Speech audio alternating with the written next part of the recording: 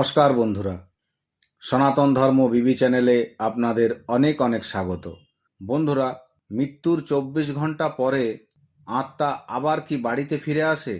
নিজের পরিবার সন্তানদের কি আত্মা দেখতে পায়? সত্যিই কি 13 দিন পর্যন্ত এই আত্মা সংসারে থাকে? যদি থাকে তবে 13 দিন আত্মা কেমন অবস্থায় থাকে? কি কি পরিস্থিতির মধ্যে দিয়ে এই দিনগুলি অতিবাহিত করে? এক বিরাট রহস্য, তাই সকলের জানা খুব প্রয়োজন এবং খুব গুরুত্বপূর্ণ। বলা হয় মৃত্যুর 24 ঘন্টা বাদ আত্মা আবার বাড়িতে ফিরে আসে নিজের সংসার, পুত্র ও পরিজনদের দেখার জন্য। কিন্তু কেন এই রহস্য যমরাজ নারদ ঋষিকে বলেছিলেন? একবার মৃত্যুর দেবতা যমরাজ জমপুরীতে সিংহাসনে বসে আছেন। তখন হঠাৎ দেবর্ষি নারদ এসে উপস্থিত হলেন। নারদ ঋষি যমরাজকে প্রণাম করলেন। যমরাজ বললেন, হে ঋষিবর, আপনার আগমনের কারণ কি? আমি কি জানতে পারি? নারদ ঋষি বললেন, আমি পৃথিবী ভ্রমণ করতে করতে এক আশ্চর্য জিনিস দেখলাম, যা আমার খুব জানতে ইচ্ছা করছে। যমরাজ বললেন, হে দেবর্ষি, তুমি মনের মধ্যে কোনো দ্বিধা রেখো না, তুমি আমায় সমস্ত কিছু বলো, আমি নিশ্চয়ই উত্তর দেব। নারদ ঋষি বললেন, হে যমরাজ, আমি যখন পৃথিবীতে ভ্রমণ করছিলাম তখন দেখলাম এক বৃদ্ধ ব্যক্তির মৃত্যু হলো। তখন তার পরিবার পরিজন আত্মীয় স্বজন এক গভীর শোকে আচ্ছন্ন। তারা সেই শোকে দিশাহারা। তারা যেন চেষ্টা করছে যে কোনোভাবে এই আত্মা আবার শরীরের মধ্যে প্রবেশ করে। এই দৃশ্য দেখে আমার মনের মধ্যে কিছু প্রশ্নের উদয় হয়। হে ধর্মরাজ, মৃত্যু এক কঠোর ও অটল সত্য, কিন্তু তারপর সেই আত্মার কি গতি হয়? সত্যিই কি 24 ঘন্টা পর আত্মা আবার নিজের বাড়িতে ফিরে আসে? মৃত্যুর পর আত্মা 13 দিন এই সংসারে থাকে, তা কি সত্য? যমরাজ এই প্রশ্ন শুনে ভাবলেন, এই প্রশ্নের গুরুত্ব কিন্তু অনেক। কিছুক্ষণ শান্ত থাকার পর যমরাজ বললেন, দেবর্ষি, এই সমাজের জন্য সত্যি খুব প্রয়োজনীয় এক প্রশ্ন করেছো, আর এই প্রশ্নের উত্তর প্রত্যেক মানবের জানা উচিত। এই অতি গভীর প্রশ্নের উত্তর আমি দিচ্ছি, তুমি মন দিয়ে শোনো। যমরাজ বললেন, এক গ্রামের এক যুবক, তার নাম ছিল আরব। এই আরব ছিল অত্যন্ত দয়ালু ও ধার্মিক। এই যুবক প্রত্যেক দিন তুলসী গাছে জলদান করত, প্রাতকালে ও সন্ধেবেলাতে পুজো করত, আর সকল সময়ে ঈশ্বরের চিন্তা করত, ঈশ্বরের নাম জপ করত। এই আরবের পরিবারে ছিল তার পিতা, পত্নী ও এক শিশু সন্তান ছিল। আরবের মাতা কয়েক বছর আগেই মৃত্যুবরণ করেছে, আর আরবের পিতাও দীর্ঘদিন ধরে অসুস্থ ছিলেন। কিন্তু সময়ের সাথে সাথে তার পিতারও একদিন মৃত্যু হলো। এই মৃত্যু আরব মেনে নিতে পারেননি, তার কাছে এক অকল্পনীয় ছিল। আরব পিতার স্বাস্থ্যবিধি মেনে সমস্ত কর্ম করলেন, কিন্তু আরবের মনে অনেক প্রশ্নের উদয় হলো। মৃত্যুর পর আত্মার কি হয়? সত্যিই কি আত্মা ঘরে ফিরে আসে? যদি আসে তবে কেন আসে? এই প্রশ্নের উত্তর খোঁজার জন্য এক আশ্রমে গেলেন। সেখানে এক অতি তেজস্বী সাধু ধ্যানমগ্ন ছিলেন। আরব সেই সাধুকে প্রণাম করে জিজ্ঞাসা করলেন, হে গুরুদেব, মৃত্যুর পর আত্মার কি গতি হয়? এটা কি সত্য যে মৃত্যুর 24 ঘন্টা পর আত্মা নিজের পরিবারে আবার ফিরে আসে? এটা আমার কিন্তু শোনা কথা। এটা কি সত্য? মৃত্যুর 24 ঘন্টা পর আত্মা আবার নিজের পরিবারে ফিরে আসে? সেই মহাত্মা বললেন, পুত্র, এই রহস্য জানতে হলে তোমাকে জঙ্গলের গভীরে প্রবেশ করতে হবে। তুমি এগিয়ে যাও, তোমার সব প্রশ্নের উত্তর পাবে। তুমি যেতে যেতে যা যা অনুভব করবে, তোমার সব প্রশ্নের উত্তর পাবে। আরব মহাত্মাকে প্রণাম করে গভীর জঙ্গলের দিকে এগিয়ে চললেন। গভীর জঙ্গলে দেখলেন এক বিশাল বড় অশ্বত্থ গাছ। সেই গাছের দিকে এগিয়ে যেতে সেই বৃক্ষ বলে উঠল, হে মানব, তুমি কোথায় যাচ্ছ? আরব প্রণাম করে বললেন, হে বৃক্ষ দেবতা, আমি মৃত্যুর রহস্যকে জানার জন্য এসেছি। বৃক্ষ দেবতা বললেন, আগে আমার প্রশ্নের উত্তর দাও, তবেই আমি তোমার প্রশ্নের উত্তর দেব। বৃক্ষ দেবতা বললেন, যখন জীবও ছিলাম তখন কালো ছিলাম, মৃত্যুর পর আমি লাল হয়ে যাই। আমাকে যত আগুন দিয়ে জ্বালাবে তত ছাই হতে থাকবো। বলো তো আমি কে? তারপর আরব অনেক চিন্তা করে বললেন, কয়লা প্রথমে কালো থাকে, তারপর আগুনে দহন করলে লাল হয়ে যায়, আর পরে তা ছায়ে পরিণত হয়।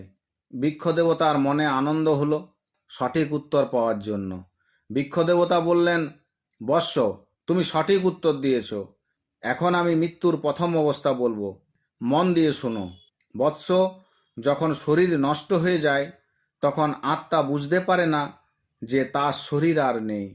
সে শরীরের মধ্যে আছে না শরীর থেকে মুক্ত হয়েছে, সে 24 ঘন্টা বুঝতে পারে না। এই 24 ঘন্টা এক রহস্যময় অবস্থা। এই আত্মা নিজের মৃত শরীরকে দেখে, নিজের পরিবার পরিজনদের কান্না দেখে। আত্মা বারবার বলার চেষ্টা করে, এই তো আমি আছি, এই তো আমি আছি, তোমরা কাঁদছো কেন? আমি মরিনি, আমার মৃত্যু হয়নি। আত্মা তাদের বারবার স্পর্শ করে, জোরে জোরে কথা বলে, কিন্তু কেউ আর শব্দ ও স্পর্শ বুঝতে পারে না। আর এটা আত্মার পক্ষে সব থেকে বেদনাদায়ক হয়। পরিবার পরিজনদের কাছে ঘুরতে থাকে, যখন খিদে পায়, তৃষ্ণা পায়, খাবার থাকে কিন্তু খেতে পারে না। এই স্থিতি আত্মার জন্য খুব কষ্টদায়ক। যেমন যেমন সময় যেতে থাকবে, ধীরে ধীরে তার কর্মের আভাস হতে থাকে।